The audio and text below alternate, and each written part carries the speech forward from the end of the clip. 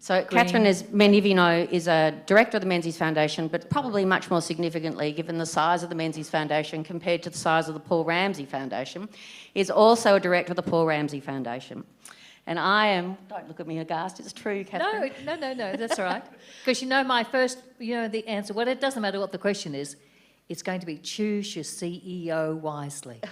Wasn't that the most fabulous presentation? Thank you, Kathryn. One of the really significant challenges that philanthropy faces is the dislocation between often governance and the way boards of directors think about impact, and I think in some ways staff's aspirations for what they see and what they want to do in the world. And I just really asked Kathryn to come here today because I think that's one of our first challenges. This strategic alignment that we talked about needs to come from the top down, and I just was hoping that we could have a chat with Kathryn quickly about, Kathryn, how are you seeing this push towards more ambition and the strategy role that the board's playing? Liz, it's a very good question because both Menzies Foundation and the Paul Ramsay Foundation are organisations in transition. And so let me just start with Menzies and I'll explain what I mean about that. When I joined the board, Menzies had traditionally been founded by a group of wealthy Melburnians who wanted to reflect the contribution that Robert Gordon Menzies made to Australia.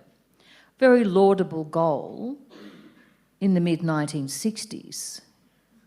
But we're now sitting in the 21st century, and the board had determined that clearly that goal, and what we apparently, as I understand it, funds were allocated for research purposes for people who were awarded scholarships, grants to go overseas and study. Guess how many of them came back?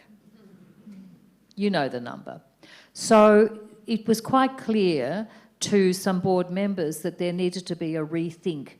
And so you had a reorganisational change, a refocus, a new CEO, a new chair, new directors. And so in many ways we started from that clean sheet of paper.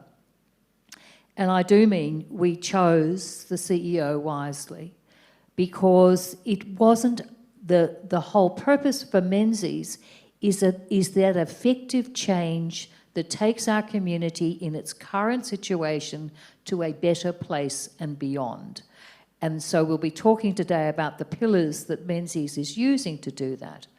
Paul Ramsay, on the other hand, is a brand new organisation. Paul died only about 4 or 5 years ago. And Paul he left his entire estate to the foundation. When it first started, it was just grant making because both the trustees of his foundation gathered people around them to think about how they might best use that. The evolutionary process has brought us to today through the first CEO was effectively a CFO of another organisation closely aligned. The second CEO was Glyn Davis, who came from the University of Melbourne, one of the great vice-chancellors this country's ever seen, and has now gone off to make Albo's government look fabulous. And putting my political hat on for the moment, I told him when that announcement was made, I only have one word for you, and that's bugger. And then 2 days later I saw him and I said, look, I was just reflecting on what I said the other day. And you're going to make Albo's government look really fabulous. Double bugger. So we are in good hands, both ways. But Glyn brought to the foundation this absolutely higher level thinking. Took the board, literally, to see a number of the larger organisations in the United States, to hear about how they were going about their process of changing the world. And so we came back and reset our strategy to focus on, I use the expression defying disadvantage, but that in a nutshell is identifying what are the on-ramps to success, what are the off-ramps where people fail. And I'm an early childhood health. I'm a social worker by background, early childhood is my passion, where I worked for 20 years. So you don't need me to tell you far in more than 2 words how important early childhood experiences, both within the family, within the education system, are for enabling children to succeed at school. So from those pillars that now form the Menzies Foundation, it's actually the areas of early childhood, it's the work in the Indigenous space, it's opportunities for employment, and it's about justice. And all of those are woven together. Just last week, we announced our new CEO to replace Glenn, who will be known to everyone in this room, Christy Muir, who in herself has brought extraordinary talent and understanding of this sector. And so we're now, if I can put it this way, moving to the next level, which is actually the platforms for catalytic change. So it's no longer just about grant making, it's wrapped up in all the things, and time, I won't elaborate all the things that Liz has said, but as a director, being on that journey, we've had additions and subtractions. And Kathryn, when you reflect on those journeys, because they've both been, you've both gone from starting from, less ambitious places to more ambition, what are the sorts of ways that the organisations themselves can best support those conversations at the board level? Yeah, I mean, there are two roles for the director. One is make sure the place doesn't go broke, and 2, examine risk very carefully. So these are the really key areas. Your role as a director never changes. So while we're talking about 2 financially well-endowed organisations, I also work in spaces where there isn't a lot of money in the charity or the non-profit. And it's a different ballgame, but the trajectory is the same. It's how you reallocate your resources. But building on the governance is always, as a director, asking the who, what, the where and the how, the why, and but if we did this, would that happen? Setting up the scenarios for the CEO to respond back. It's interrogation of where you're going and how you're going to get there. It's understanding what good looks like, so you have a view about where you want to be. And I think it's also about ensuring that we can talk about the role of the other directors in a minute, but I think it's about ensuring that all the directors are travelling down the same road. One of the experiences of the Menzies Foundation is that we need talent at the board across a range of dimensions that perhaps weren't conceivable even 4 or 5 years ago. And I just wonder about this whole issue of board diversity. So just by way of example, we need people with expertise around how to commercialise edtech plays. We need people with investment experience who can understand how to build impact investment funds. We need people with the lived experience of the people who we are collaborating with to create change in the world. We need experience from people about risk, because risk is not necessary, other than financial risk is not necessarily something that I'm aware has been really deeply interrogated in not-for-profit or for-purpose organisations to the same extent that it is in commercial operations. And one of the insights out of the continuing philanthropy report was that often boards in for-purpose organisations don't bring the same level of strategic aspiration to the work of what's seen as charitable that they do in other dimensions of their life. So, Kathryn, at the Menzies Foundation particularly, we've been really working hard on diversity. I just wonder if you could lend your thoughts to what the implications of diversity are and its growing importance in for-purpose. There are 2 elements, Liz, in what you just said, and diversity is certainly one of them, but it's the co-design. So so let me talk about the diversity, which is really important. The board has to reflect the broader community. Once upon a time, it was entirely male, with all due respect to the gentleman in the room. but I am old enough to remember the story in the Bulletin magazine back in the 1970s when a board member from one of the leading companies was asked how many women on your board, and he said, "What, you mean the switchboard?" So it was literally an untold proposition. And even to this day, I have been in the room with one person, maybe the last of the Mohicans, who said, "Why do we need women on boards?" Now, that's the perceptual role that he had been raised with. But our perceptual role, that we live in a very diverse community. Why shouldn't our boards be equally diverse?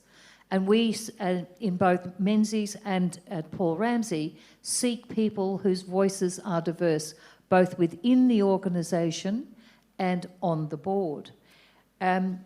But let me come back. So at Paul Ramsay, for example, we certainly have Natalie Walker, Indigenous person, but we probably have, on the board, we probably have now, I think it's 7 or 8% of the employees, of whom there are 60 to 70 who would be Indigenous. We have probably more people who speak a language other than English at home. Substantially more people that would speak another language other than English at home. But at Paul Ramsay, because we're doing so much work in the Indigenous space across a multiplicity of areas, we have a First Nations Advisory Council. And they actually sit alongside, that's chaired by Natalie Walker, who is Indigenous herself, a director of Paul Ramsay, and that voice is important to the board. It's not tokenism. It's actually about how do we get into this co-design space so that it's a two-way flow of communication, and we make sure, hopefully, that the things that we are attempting to do to shift the dial of disadvantage to a more advantageous place is that we do it in conjunction with the community. And that, to me, is what actually, if I can just digress for 1 minute, the conversation about the voice. I spent the 4 days up at the Garma Festival being totally enriched and considering it was one of the great privileges of my life. But the point about the voice to Parliament is that if we do not understand that everything that we have done to the Indigenous communities and even for the Indigenous communities will always end in failure. It is only when we work with Indigenous communities that we actually will hear the voice of the elder, the voice of the community, and the strategies that are needed to progress. And so it is, for me, one of the most important things. The only issue, and I've said that, I keep saying to Glenn Davis, and I've got your mobile number, is that government, and I won't be around to control that government is going to, the public servants are going to have to look differently. And they normally look at outputs, and we're talking about outcomes. And that's going to be the challenge and the change that has to come. So in terms of the diversity angle, you can see how it goes from just the representative voice right through to actually creating significant social change right across all the systems. And just in finishing, Kathryn, everybody in the room's dying to ask how they connect with you. How do they build a relationship with you, Kathryn? As a director of a foundation, with a foundation, particularly, as I said, someone like Paul Ramsay and other foundations, what's the relationships? How do people think about the relationships at the governance level versus at the CEO level? And what's your advice about how best to build relationships? Oh, look, unless the best thing that a board can do and the directors can do is that you develop the strategy together. I do sit on one board where the directors were presented with the strategy one year, and I'm sitting there in the meeting going, don't think this is quite the way we want to go here. And the conversation then was about how the board is engaged in the strategy, and from that point on, the best thing in the world is the off-site. And in some places, in some boards, the off-site is my dining room table. And in others, it's actually a 2-day opportunity to spend time together, senior executives and the board, and actually delving very deeply with an expert outside of the organisation to drive the change. People can, God knows why anybody would want to get in contact with me, but you can always find me through Paul Ramsey or through Menzies. I'm always around, always happy to talk. Absolutely. So could you take this opportunity to say thank you to Kathryn for coming and speaking to us today? I really want to underscore, I have so many people in this space, in these conversations, who say, I want to do this, but the board doesn't understand, or I want to do this, but the board isn't thinking that way, or I want to do this. This is one of the things that we have to address. How do we make strategy the conversation, not process? How do we, and is it, I suggest, is it by really asking what contribution we're making to the change that we're trying to contribute to in the world? I wonder if it's more of that conversation, and asking the boards to respond to that, and really, really genuinely having conversations about strategy and risk and appetite for change, and what the way that as people working in philanthropy want to be held accountable for the work that we do. I wonder if there's something in that. So thank you very much, Kathryn.